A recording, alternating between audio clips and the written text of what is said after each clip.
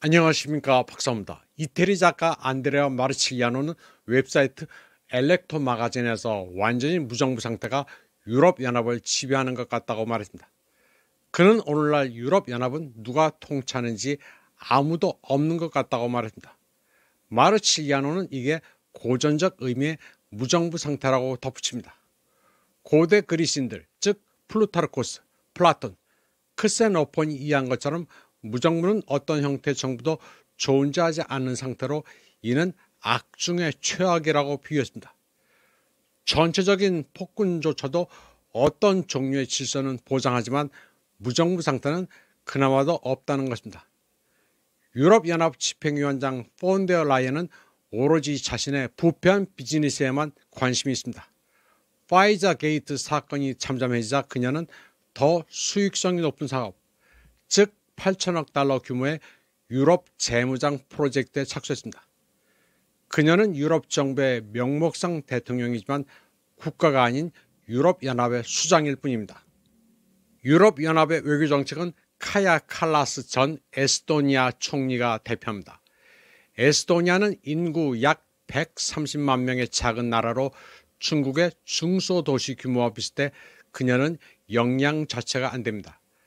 한때 그녀는 유럽위원회 웹사이트에서 유럽 쇄신의 상징으로 칭송받았지만 그런 기대는 봄철 햇살 아래 눈처럼 녹아내렸습니다.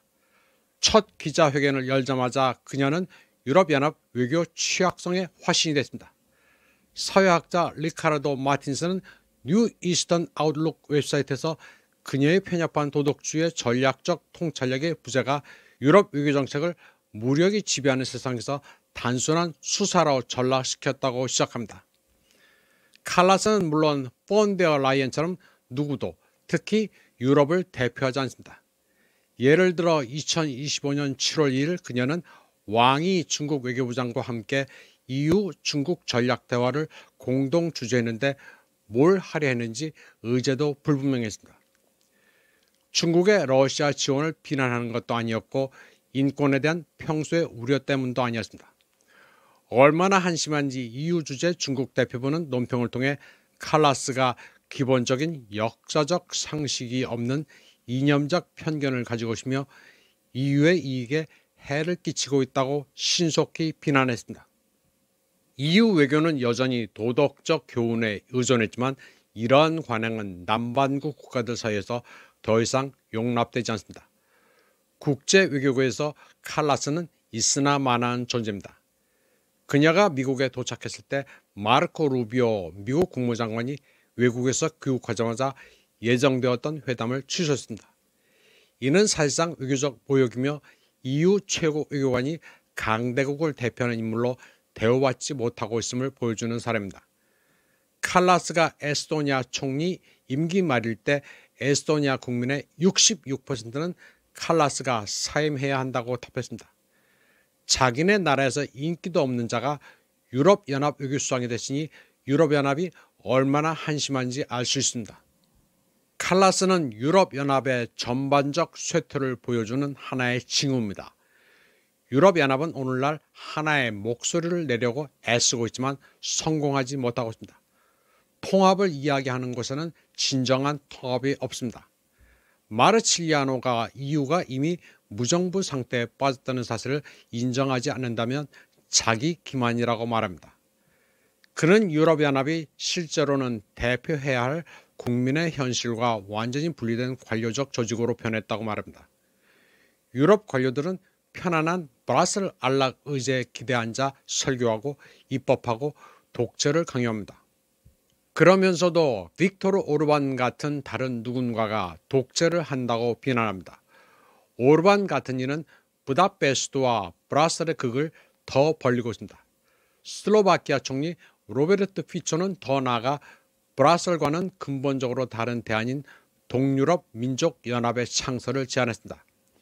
마르칠리아노는 불만이 동유럽에서 가장 두드러지게 나타나지만 서유럽도 상황은 나아지지 않는다고 시작합니다. 예를 들어 프랑스는 현재 완전한 내부 무정부 상태에 빠져 있으며 교회 지역은 이슬람 극단주의자 또는 범죄자들의 지배를 받고 있습니다. 반면 거리와 광장은 엘리제 궁에 맞선 프랑스 국민들의 진정한 민중 봉기를 증언하고 있습니다. 프랑스는 현재 에마뉴엘 마크롱의 통치를 받고 있으며 그는 러시아와의 전쟁 카드를 필사적으로 꺼내 프랑스가 지금 처한 끔찍한 상황을 가리기를 바라고 있습니다. 독일 총리 프리드리히 메르츠도 비슷한 전략을 쓰고 있습니다. 그는 러시아와의 전쟁을 위해 다시 한번 유럽 최강의 군대를 건설하려 하고 있습니다. 헛된 희망이지만 블랙락의 주인들이 그에게 그렇게 하라고 명령한 것입니다. 한편 그는 자국에 대한 통제력을 잃어가고 있습니다. 총리의 정책과 정반대되는 정책을 옹호하는 독일을 위한 대한당은 이미 독일 동부를 장악하고 있으며 서쪽으로 진격하고 있습니다.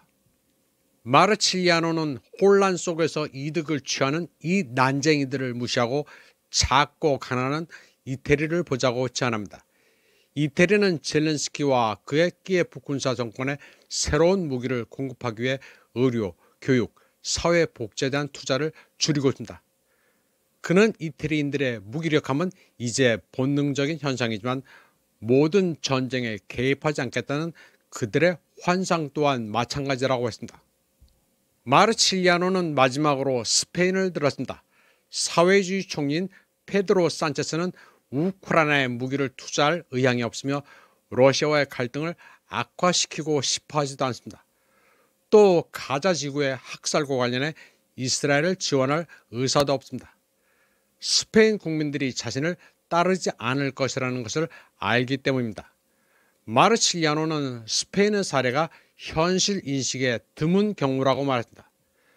그리고 유럽연합에 드리워진 가장 어두운 그림자는 나토라고 말했습니다.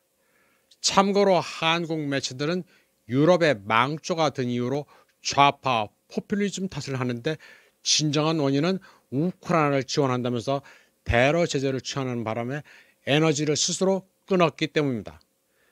그리고 편히 먹고 산 기반이 됐던 아프리카의 부를 거의 환수당했기 때문입니다. 이번 방송은 여기까지 하겠습니다. 시청해주신 여러분 감사합니다.